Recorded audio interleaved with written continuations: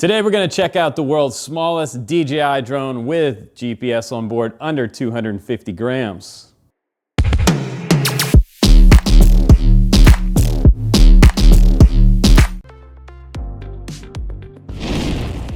Hey guys, I'm Rebecca. You have a chance to win this DJI FPV drone, the case, and 2 batteries. We're gonna choose one of the next 100,000 subscribers to be our lucky winner. So please subscribe, good luck, and happy FPV.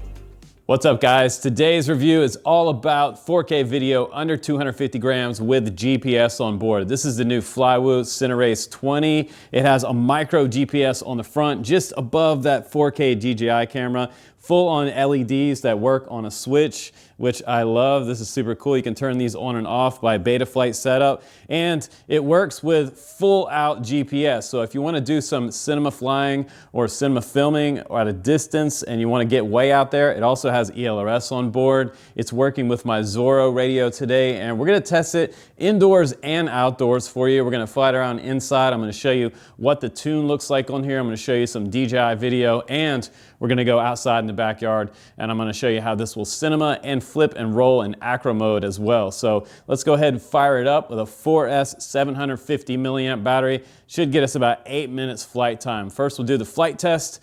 After that we'll come back on the bench and check out the Cinerace 20. It looks so super cool. Here we go.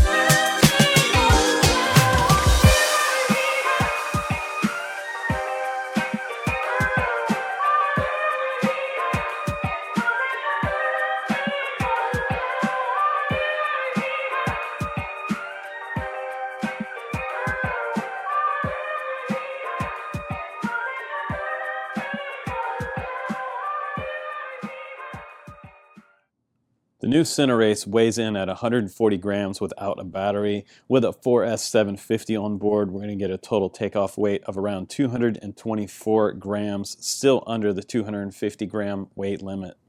So yeah, this guy is super tiny, and what's amazing about this at first glance to me is that, well, it has a ton of features packed in here with GPS on board. It has a tiltable camera with a ton of TPU protection in the front right here, top, side, and bottom. And it has the frame itself, just a carbon strip across the top right here. It's like actually 2mm carbon fiber. It does appear to have some bevel on it, and there's a bottom plate down here as well as some 3M bumper right here with a beeper and an on-off switch for your LEDs. A physical switch will be here on yours. Also, Also, it has TPU on the bottom as well to protect the camera from the bottom here. TPU mount in the back with your ELRS receiver right here, and your Immortal T antenna for your ELRS here. And coming out the top, it has a dual antenna coming off of the O3 unit that sticks up right here. So there's 2 antennas inside a single cap. We have an XT30 with a connector capacitor right here for cleaning up this video. And we have USB access right here on this side, as well as bind access on this side. Both of these are cut out of the prop ducts. And it looks like about around an inch prop duct with a 5-blade 2-inch prop on here, and they're downward facing motors. And it looks like Flywoo put 2 bolts on top of each motor to kind of lighten it up. You can put extra bolts on here if you want to, but that's totally up to you. We also have 2 bolts holding down each prop, and this built-in beeper right here with a custom mount for TPU setup right here. I think that's kind of cool. And our Betaflight USB port is on the bottom right here, just below this bumper. You know, that might be one con to me. I don't like that this is on the bottom. I wish this was maybe placed at the back of the quad because it has less possibility for damage. Down here, you might bump it on a rock landing. So I might suggest putting a little extra taller piece of 3M foam right here and right here to kind of give it a cushion when it takes off, or, you know, maybe a piece of foam here and here and here and here. That way it has a 4-foot footprint on the bottom, so you can have a level quad when you're going to take off. But my first initial reaction of flying this around the house was, well, this thing is so tiny, and I was expecting it to have a lot of throttle response up and down. It does have 12 series motors on here that handle 4S. And 4S indoors, most of you guys know that 4S indoors can be kind of crazy, but around mid-stick, I was comfortably flying around with my camera super low right here for making those small gaps, and I made the bookshelf gap on the first pass, which was pretty impressive. In stability mode, that's angle mode for guys that are just getting into this, and that's the mode that you want to fly. Now, in the center of this quad, it's amazing to me because the quad itself is mostly the entire quad itself is mostly the prop guard setup here with just a thin strip of carbon fiber right here to hold your battery in place and hold these 2 pieces together. It's kind of cool the way that this is set up. It's just not a lot of frame to it, and the entire quad itself seems to be just the prop guards. It does feel pretty durable, really hard plastic. It doesn't feel like super cheap plastic as well, but I guess for $489, the price point of this, they better come with some serious quality. But Flywoo, you know, over the past couple years, they've been kind of leveling up their stuff, and they've had good kind of feedback from the FPV community with the Explorer LR that most of us have flown the 4-inch one, and the long-range Explorer that they offer. This one also comes in 4 different flavors on the website. It comes in the DJI bind and fly, which you could just bind your DJI radio straight to this if you have the FPV Radio 2, and you can also get the ELRS option on 2.4G.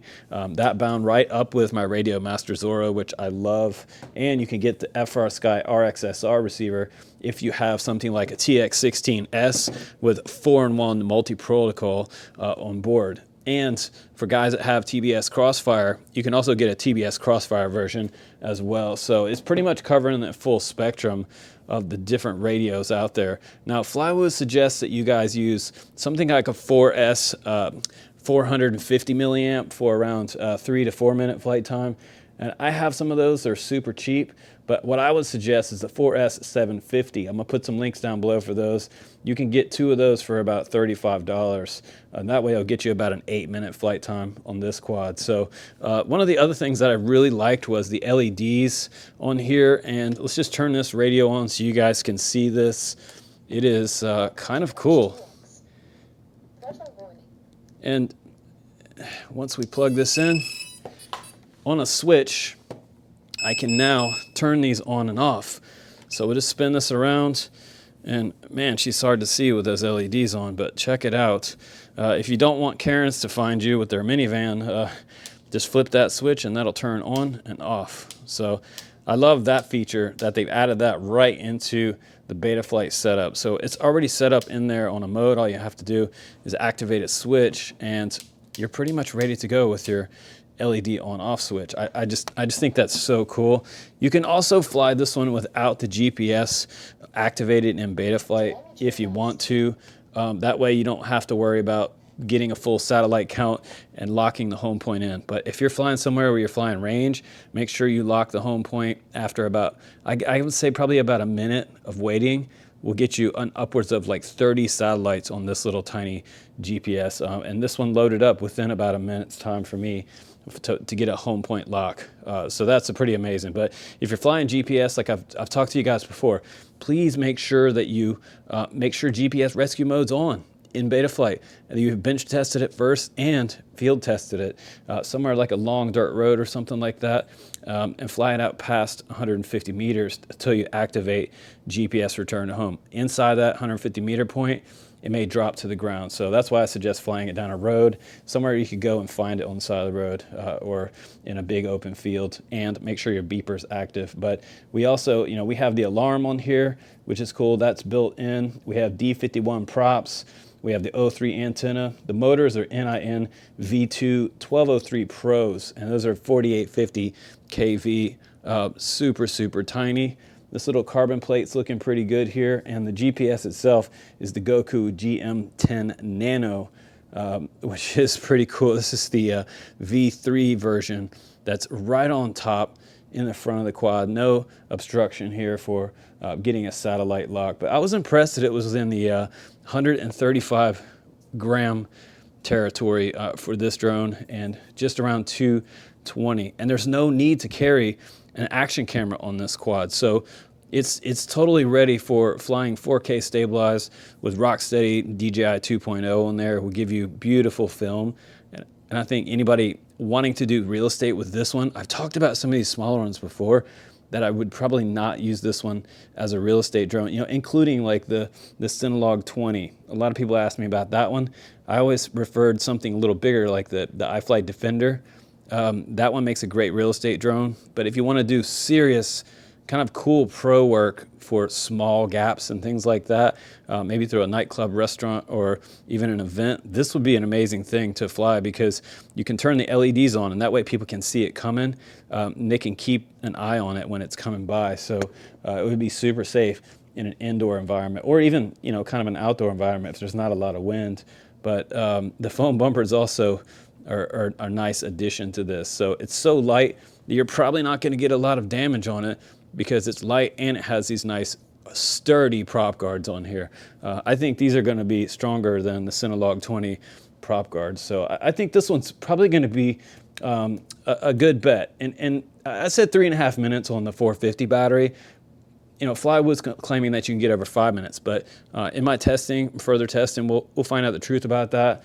And I'll bring you some more drone truths here, as always, on the channel. So stay tuned for more flights of this one, and you can check out the link down below. And please do join up on our Discord, because our Discord is where all the information is. All the guys are hanging out, and you can get some discounts on things in there too, as well as some used gear. Who knows, I might even sell this one. So hop in there and join the Drone Camps FPV community. It's a lot of fun.